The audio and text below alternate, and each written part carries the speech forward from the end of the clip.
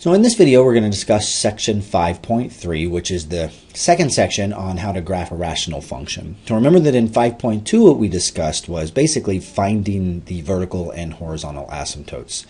Now we did discuss, conceptually why the graph has the shape that it does, right? Like why it bends around the asymptote. We plotted points. We talked some kind of big picture ideas.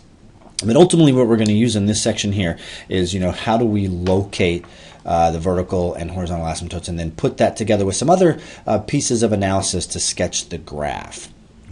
So the book gives you these kind of the 7-step process that you can go through, an algorithm, if you will, on sketching a rational function. Step 1 basically says find the domain. Right? So factor the numerator and denominator because remember the division by 0 in the denominator we don't want in the domain. Right?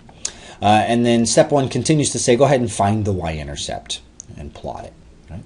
Well, step 2 says write the fraction in lowest terms and use the numerator to find the x-intercepts. Right? So basically we're going to find the x-intercepts of the graph from the numerator of the fraction. Right, and the next step would be step 3, we're going to find the vertical asymptote. So remember that comes from setting the denominator equal to 0. And remember what we talked about in the prior section, we got to make sure the fraction is in lowest terms. So you notice right here it says put it in lowest terms, right? Because we could have a hole in the graph, right? We don't see that often, but we did see that in one of the examples in the last section. So we're going to find vertical asymptotes for our rational function in step 3. Right, and then step 4 would be to find the horizontal or oblique asymptotes. Now remember, we're not going to cover oblique asymptotes, so step 4 for us would be find the horizontal asymptotes, right? Again, based on the rules we talked about in the last section. Now, something new we're going to do here is step 5. So step 5, what we're going to do is we're going to basically plot some points around the asymptotes and the intercepts. We're going to find where our graph is above the x-axis and where it's below the x-axis. And we're going to illustrate how to do that in a second, and that's going to help us kind of fill in the shape of the graph. Right, and then step 6 is going to be to analyze the behavior of the graph near each asymptote. Right? Again, basically what we're going to do is plot some points to analyze the behavior, and we'll talk about that in more detail. And then step 7 would be put all the information together to sketch a detail of the graph. So let's take a look at an example where we illustrate these steps. So let's suppose we're looking at the rational function x minus 1 over x squared minus 4. Again, I want to remind you, I think I've said this quite a few times in this chapter, we have graphing technology that can graph these functions for us. And that's great, and we definitely want to use that graphing technology, right? However, one of the other things we're developing in this class is your tools of analysis, right? Your critical thinking, your quantitative reasoning, okay? So even though we have the graphing technology, we will use the graphing technology to check our work, but initially we're going to attack these problems by analyzing. Right? Besides, think about this, right? When the aliens invade Earth, because they're going to, it's going to happen, it's inevitable, right? When the aliens invade Earth, and you and Bruce Willis are saving the planet. Bruce Willis doesn't know any of this these curve sketching. And what's going to happen, inevitably, the aliens are going to challenge us to a graphing duel. So it's going to be you and Bruce Willis doing a graphing competition, graphing duel, and you're going to be totally prepared, right? Because they're going to take the graphing technology away from you. Those aliens are really smart. Right? I mean, they've mastered space travel, right? So you are going to be so prepared, and Bruce Willis is going to be extremely thankful that you can graph all these functions without technology. All right? So let's work on your ability to save planet Earth eventually when the aliens invade. All right? So step 1 for graphing a rational function was to basically find the domain, right? So, and part of that is going to be factoring the numerator and denominator, and then we'll find the y-intercept. So for this example, if I factor the numerator and denominator, right, it's going to be x plus 2 times x minus 2 in the denominator, right? So the domain then is any real number as long as x is not negative 2 or positive 2. And the second step here says find the y-intercept. So I'm going to plug x equals 0 into the equation. And if I plug x equals 0 into the equation, I basically just get negative 1 in the numerator, negative 4 in the denominator. So I get a y-intercept of 1/4. All right, and then the next step 2, is to find the zeros of the denominator. Right? This is going to lead us to the vertical asymptote. that's zeros of the numerator, that's going to lead us to the x-intercept, right? So if I come up here and I set y equal to 0, it doesn't matter what happens in the denominator. All right, the denominator gives me division by 0, which is vertical asymptotes. So when I'm finding x-intercepts, I'm going to find the zeros of the numerator. So I set the numerator equal to 0, and I get x equals 1. All right, so my x-intercept for this particular example is at x equals 1. All right, now step 3 then is to find the zeros of the denominator, right? And this is going to give us our vertical asymptotes. So if I take the zeros of the denominator, I get asymptotes of -2 and 2. Now remember, there's no holes in this graph, right? Because neither of these factors in the denominator cancel with the numerator. So because both of these, survive, they don't get canceled out. They are my vertical asymptotes. All right, now let's suppose we stop for a second and we're going to plot this information on a graph. So I'm going to plot my vertical asymptotes, I'm going to plot my x and y intercepts, and here's that information so far, right? So here's my 2 vertical asymptotes. I'm going to put as dotted lines. Remember, they're not really a part of my graph, so I'm going to dot them. And then here's my y-intercept and my x-intercept. And we want to gain some more information here. We want to find the horizontal asymptote. And so I want to start to kind of analyze what happens to the graph, right? And what I mean by that, for example, right, as I get close to this asymptote from the left, is the graph shooting up to infinity or is it shooting down to negative infinity? We're going to figure that out in just a second, right? All right, so step 4 says locate any horizontal asymptotes. So remember what we talked about in the prior section. We compared the degree of the numerator to the degree of the denominator. So in this case, the numerator's degree is 1, the denominator's degree is 2, and so that tells us that y equals 0 is the horizontal asymptote. All right, now step 5 is the new step in this section, right? So basically what we're going to do is use the zeros of the numerator, right? Those are our x-intercepts, and the zeros of the denominator, those are typically our vertical asymptotes. We're going to break the x-axis into some intervals. And what we're going to do is we're going to plot points around each of those values, right? So let's see what that looks like. So here's the x-axis for my graph, and I'm going to plot the vertical asymptote of -2. I'm going to do this chronological from smallest to largest, right? So from left to right. So I got -2, then I have my x-intercept of 1, and then I have my vertical asymptote at 2. And basically what I'm going to do is I'm going to fill in the gaps. So again, if I look back at this graph here, right, what I'm going to do is I'm going to come over here to the left, I'm going to plot a point. I'm going to, in between this x-intercept and this vertical asymptote, I'm going to plot a point. And then between this x-intercept and this vertical asymptote, I'm going to plot a point. And then to the right of this vertical asymptote, I'm going to plot a point. That's basically what we're going to do in step 5. So if I come back to the screen, we can see, right, to the left of -2, what we've kind of identified what that interval is, right? So from negative infinity up to -2. In that interval, I'm going to choose x equals -3. Now, I want to point out to you, I could pick any x value. I could pick -3, -4, -5, -10. Right? I could pick any x value I want, as long as it's to the left of this asymptote. So I take -3 and I plug it back into my original equation here, my rational function. If I plug -3 into there, I get -0.8 as a result. So what that tells me is it's below the x-axis. It's got a negative number. It's below the x-axis. And I'll plot that point in just a second on the next screen. And let me continue with this process. So between the vertical asymptote and the x-intercept, I'm going to plot a point. Now technically, I had already plotted a point. Between -2 and 1, I had plotted when x was 0, the y-intercept. So I'm just going to use that point, right? So I'm going to use that point, the y-intercept, and there's the point I'm going to graph. All right, then I'm going to look in the next segment. So from the x-intercept to the vertical asymptote, right? So I'm in the interval from 1 to 2. As x goes from 1 and x goes to 2, I'm going to pick any x value in this interval. I picked 1.5 as the x value. Plug it into the original equation. I get a y value of -2/7. And so that's a negative value, right, below the x-axis. So I'll plot that point in just a moment. And then our last segment to the right of the vertical asymptote. So I'm going to pick x equals 3. Again, I could pick in this interval from 2 to infinity, right, from 2 to infinity, I could pick any x value. I'm going to pick x equals 3. So I plug 3 into the equation. I get a y value of 0.4. Noting to myself that's above the x-axis, that's the point that I'm going to plot. So let me plot this information. Let me plot these 3 points on the graph that we found in each of those segments, right? So here's the point we plotted to the left of -2. Between the x-intercept and the vertical asymptote, we had already plotted the y-intercept, right?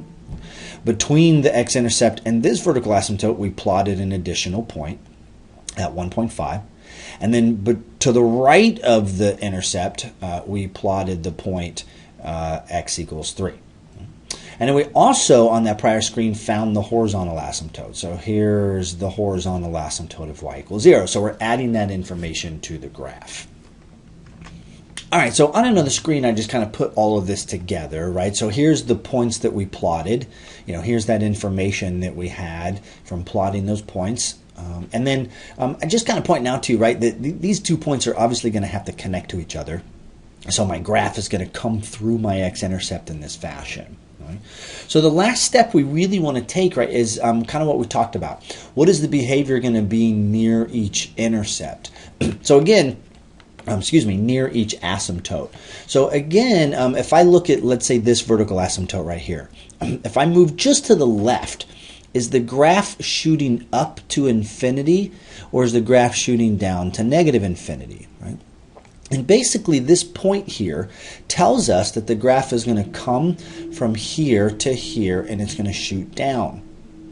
Right? Now the reason that I know that's the case is if the graph was going to turn around and shoot up, I would have found an x-intercept right here, and I don't have an x-intercept there.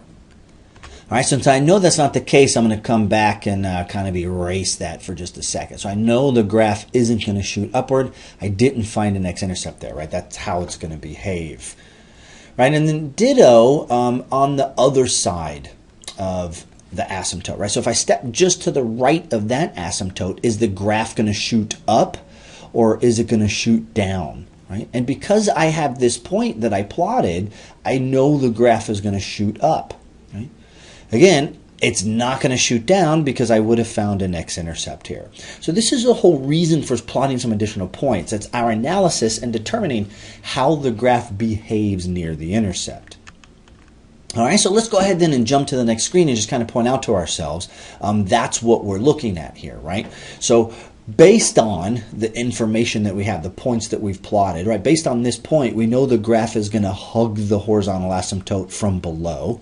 And then we know it's going to shoot down to this vertical asymptote. Those all have to connect to that point we plotted. Then if I look back at this y-intercept, I know the graph's going to have to shoot up. I know that it won't shoot downward because I would have found another x-intercept here, and I don't have one. And then I know these have to connect and shoot down, right? And then this point tells me I'm going to shoot upward, and then I'm going to hug the horizontal asymptote from above. So putting all that together, there's the sketch of that rational function. Now, we just walked through an example where we did some very deep analysis here, right? This is excellent, right? This takes time to practice this. And then at this point, we want to take out our technology and check our work, sketch the graph and check our work. All right, so if I pull up Desmos real quick and plug that rational function in, right here's the same graph that we're seeing on our notes, right? We have those vertical asymptotes of 2 and -2. We see the horizontal asymptote of y equals 0. We can even see our y-intercept and our x-intercept there. All right, let's take a look at another example here. This one's a little bit more difficult. All right, suppose we want to analyze the graph of this rational function. So first thing we're going to do is find the numerator, factor the numerator and denominator, right, and plot the y-intercept. Right? So factor the numerator and denominator. So that shows us that the domain can't include 2 and -2. And then if we plug in x equals 0, I like to come back to the original equation. If I plug 0 in here, 0 in here, I just get a 2 in the numerator and a -4 in the denominator. So that gives me a y-intercept of -1/2. Step 2, right, find the zeros of the numerator. That's going to produce our x-intercepts for us. Now, one thing we want to be a little careful of here at this point, we want to make sure that we don't say x equals 2 is an x-intercept, because notice it's going to cancel with the denominator, right? So we're going to wipe those guys out, and we're going to say 2x minus 1 equal to 0 gives us the x-intercept of 1/2. And then also when we do step 3, right, finding the vertical asymptotes, remember we're not going to say x equals 2 is a vertical asymptote, right, because it canceled out. So the only vertical asymptote is going to come from x plus 2 factor, and there's our vertical asymptote. All right, now, since we're talking about the division by zeros, right, the vertical asymptotes, let's remind ourselves that x equals 2 is a hole in the graph. Right? So x equals 2 would be a hole in the graph. Now, how would we find the y value? Well, in fact, here's what I would do. If I plug 2 into here, I'm going to get 4 minus 1, which is 3 in the numerator. And then 2 down here gives me 2 plus 2, which is 4. So if I could plug 2 in, keep in mind I can't. It's not in my domain. But pretend that I could. I'm going to get 3/4 as the y value. And what that tells me is the hole has a y value of 3/4. So if we plot all of this stuff on a graph, right, here's what we see, right? We see the hole at 2, 3/4. That's where it wants to live, right? Here's our x-intercept, our y-intercept, and then here's our vertical asymptote, right? So far our analysis has produced this for this graph. So then let's go on to step 4. So step 4 is find the horizontal asymptote. So again, in this case, we have the numerator and denominator having the same degree. So we'll take the ratio of the coefficients. So y equals 2/1 is the horizontal asymptote in this case. And then step 5, again, is that new part. That's where we're going to plot a bunch of points around the graph. Now, I came back to the graph real quick just to point out to you again, here's our approach. We're plotting points around what we have on our x-axis. So we have a vertical asymptote here on our x-axis. We're going to plot a point to the left of that. We're going to plot a point to the right of it. But we're going to make sure we stay between this x-intercept and the asymptote. And again, just point out to you, we've already plotted a point there, right? So we're just going to steal that one and use it. And then we're going to plot a point to the right of this x-intercept. And we can't really use this point, right? So we'll plot a couple other points over there. All right, so again, to the left of -2, here's the interval that we're looking at from -infinity up to -2. I'm going to pick -3. So when I pick -3, I plug it in the equation, I get a y of 7. So that tells me that it's above the axis at the point -3, 7. We'll plot that on the next screen. Then I'm going to look between -2 and 1/2, right, my x-intercept here. So here's the interval from -2 to 1/2, and I'm going to pick any number in that interval. Looks like I picked -1. I didn't use the y-intercept here. So pick -1, find the value of -3. The advantage to that, it gives me an additional point to plot. So instead of just plotting the y-intercept, I'm now plotting an extra point. Always good to have some extra points there. Then between the x-intercept and the hole, I'm going to go ahead and plot an extra point. Right? And so in the interval 1/2 to 2, I'm going to plot x equals 1. That's above the axis at 1/3.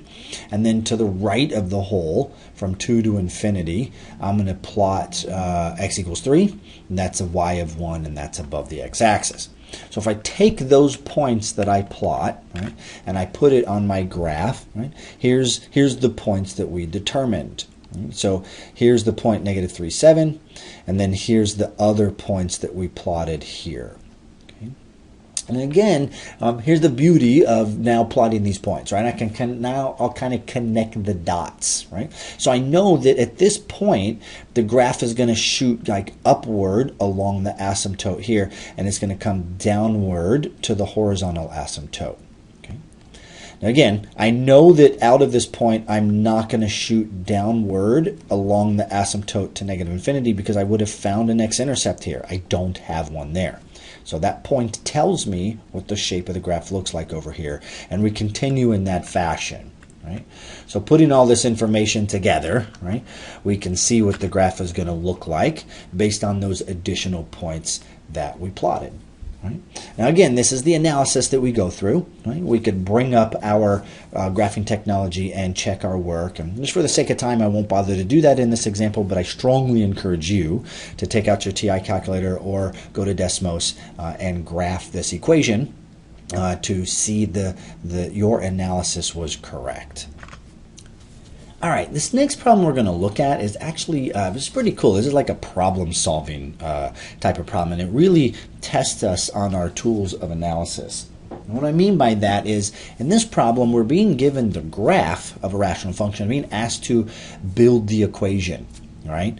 So we've got to really use our tool of analysis in a unique and creative way. So first thing I'm going to focus on is the vertical asymptotes. So I'm going to notice there's a vertical asymptote at -5. There's a vertical asymptote at 2. So that corresponds to division by zeros.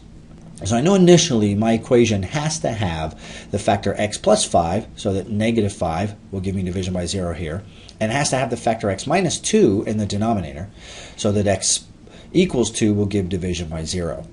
Now, one thing that I notice here, we kind of talked about in the prior section, something really interesting, right? So here the graph kind of bends in different directions, right? So just to the left, the graph is going off to infinity, and just to the right is shooting down to minus infinity. And remember what we talked about in the prior section was that when the multiplicity of that factor is odd, that will occur.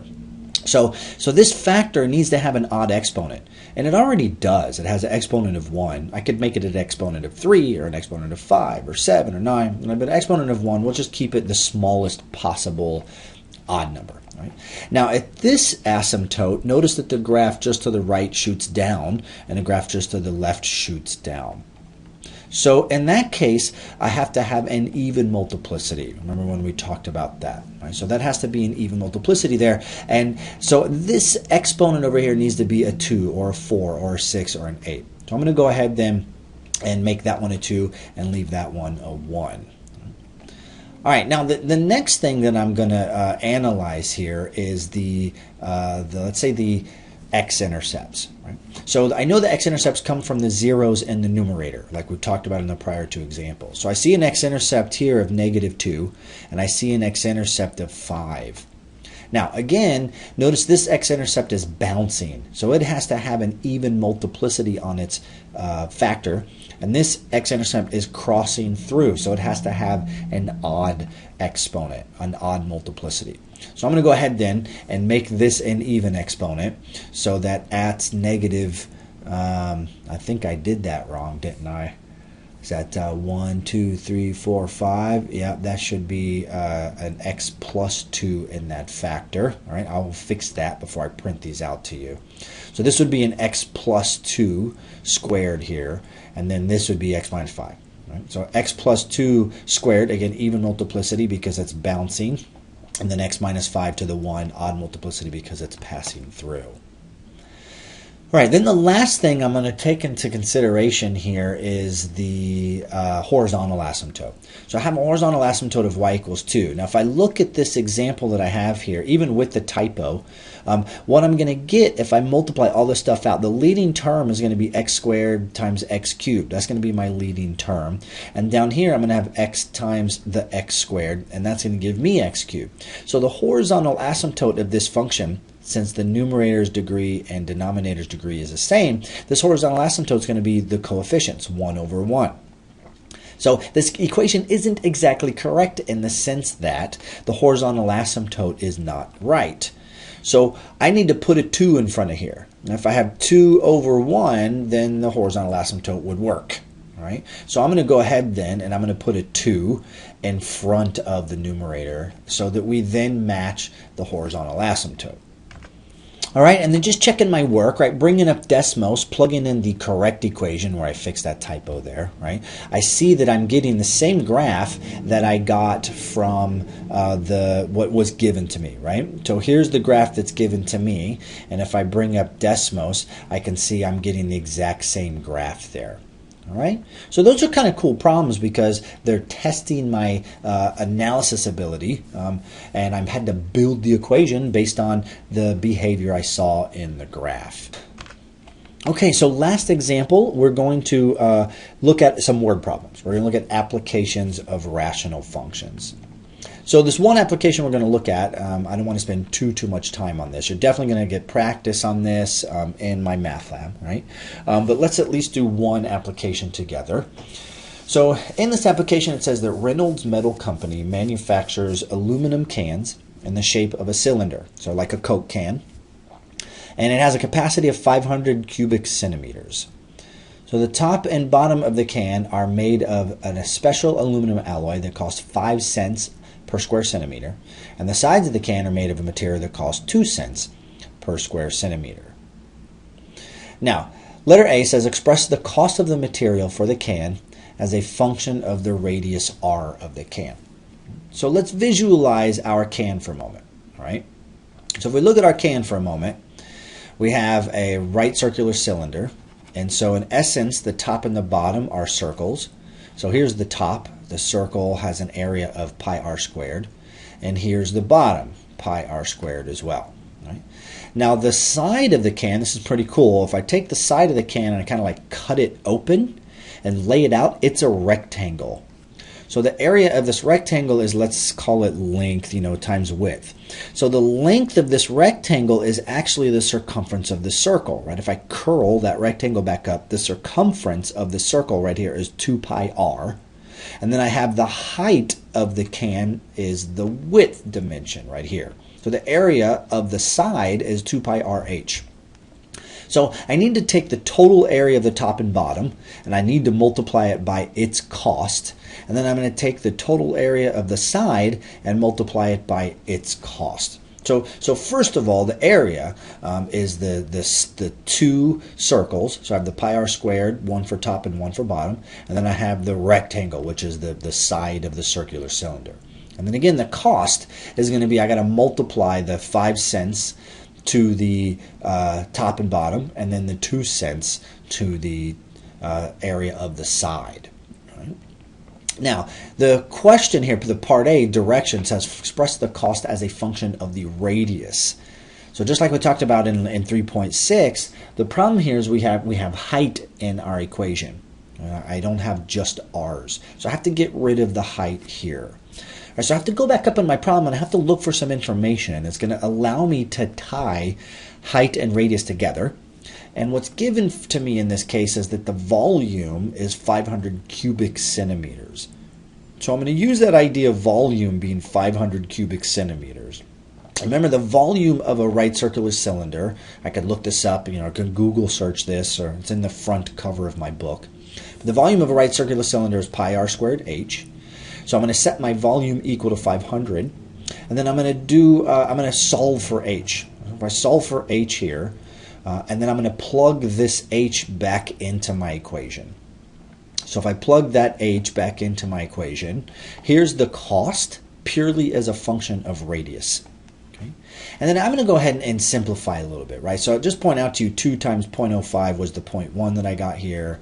2 times the 0.02 is the 0.04, and then I'm going to simplify a little further. The pi's will cancel here, and then one of these r's will cancel in the denominator, and I clean up my cost function, and there's kind of my cleanest form. There's the simplest form of the answer for part A. Here's the cost as a function of the radius only. Now, there was a part B, a C, and a D to this question, and part B was like graph that cost equation. Part C was find the minimum cost. So let's do that on the next slide. So I'm going to take my cost equation, I'm going to graph it. So here's my cost equation. And keep in mind, if I'm plugging in my calculator, I'm using y's and x's, right? And probably on Desmos, I'm going to use y's and x's as well. So I did it on the graphing calculator and did a screenshot, and I found the minimum value. So here's the minimum value. So this is telling me that remember the x's are the radius. So this is telling me if my radius is 3.17, let's round, right? So if my radius is 3.17 centimeters, then the minimum cost, remember the y values on this graph are cost, right? My minimum cost will be 9.46, right? So if my radius is 3.17 centimeters, then my minimum cost will be 9.47 if I round. All right, so that is section 5.3. As always, if you guys have questions, please post on the discussion board in Blackboard, and I will see you guys in the next video.